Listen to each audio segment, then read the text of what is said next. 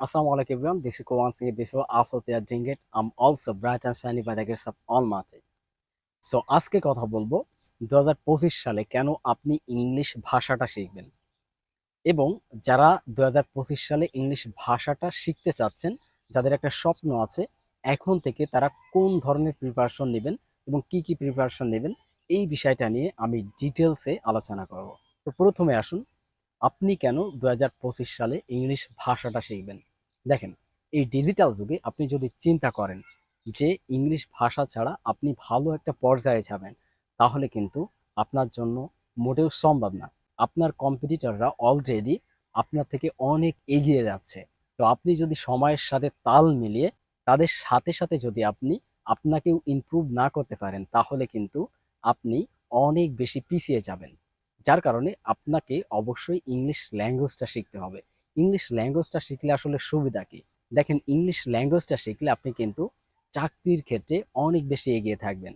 তাছাড়া আপনি যদি ফ্রিল্যান্সিং করতে চান, তাহলেও কিন্তু আপনার জন্য অনেক ইজি হয়ে যাবে।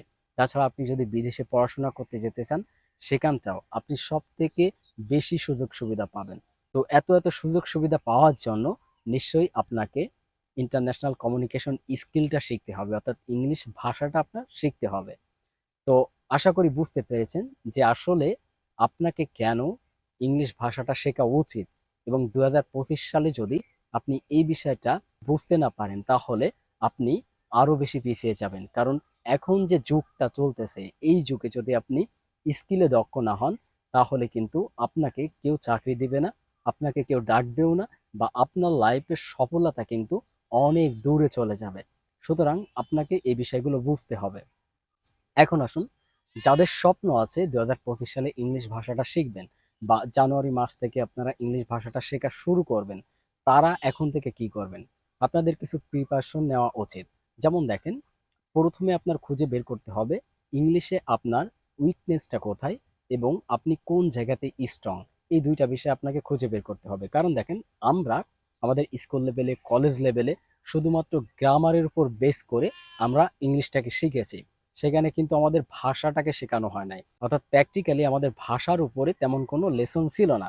সুতরাং আমরা আমাদের স্কুল লেভেলে এবং কলেজ লেভেলে ওই এনভায়রনমেন্টটাও পাই নাই, এবং আমাদের ইংলিশ ভাষাটা শেখাও হয় নাই।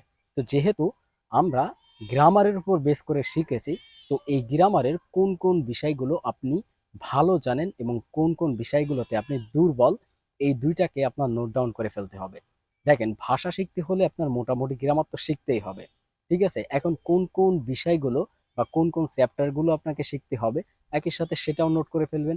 নোট করার পাশাপাশি এর থেকে কোন বিষয়গুলোতে আপনি ভালো এবং কোন বিষয়গুলোতে আপনি দুর্বল, সেটাকে আলাদা করে ফেলবেন। আলাদা করে ফেলার পরে আপনার যে কাজটা হবে, যে বিষয়গুলোতে দুর্বল আছেন, এখন থেকে ওই বিষয়গুলো আপনাকে চর্চা করতে হবে, অর্থাৎ প্রতিদিন প্র্যাকটিস করতে হবে। আপনি একটু ভিডিও দেখতে পারেন, ইউটিউবে, ফেসবুকে হাজার হাজার ভিডিও আছে। যে লেসনটায় বা যে চ্যাপ্টারটায় আপনি দুর্বল, ওইটা আপনি জাস্ট ইউটিউবে অথবা ফেসবুকে লিখে সার্চ করবেন।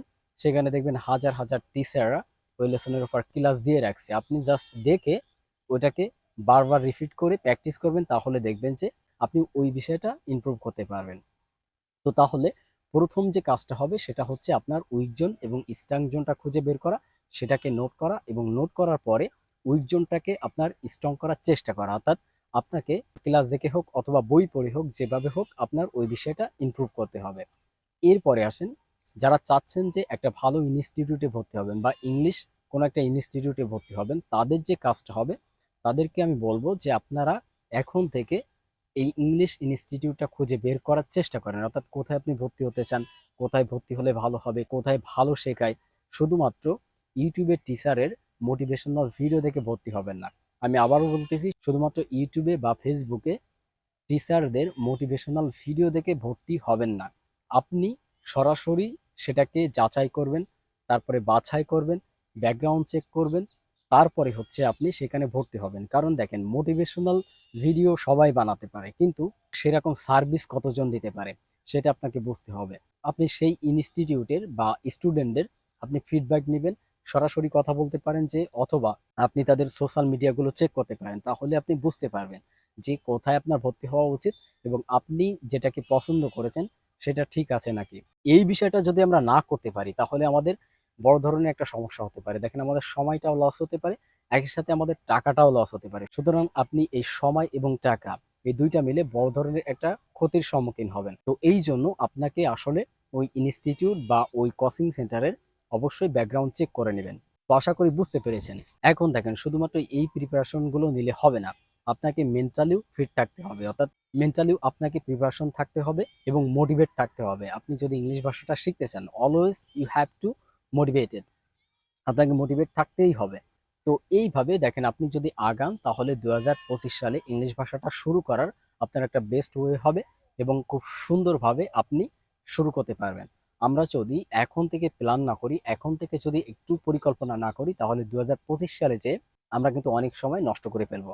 একটা মাস সময় মানে কিন্তু অনেক সময়। সুতরাং আপনি এক মাস যদি পরে যেয়ে নষ্ট করে ফেলেন তাহলে কিন্তু আপনি এই সময়টা ব্যাক পাবেন না। তো যার কারণে আপনাকে এখন থেকে মেন্টালি প্রিপারেশন নিয়ে থাকতে হবে এবং আপনাকে এখন থেকে প্ল্যান করে সেই প্ল্যান অনুযায়ী আগাতে হবে।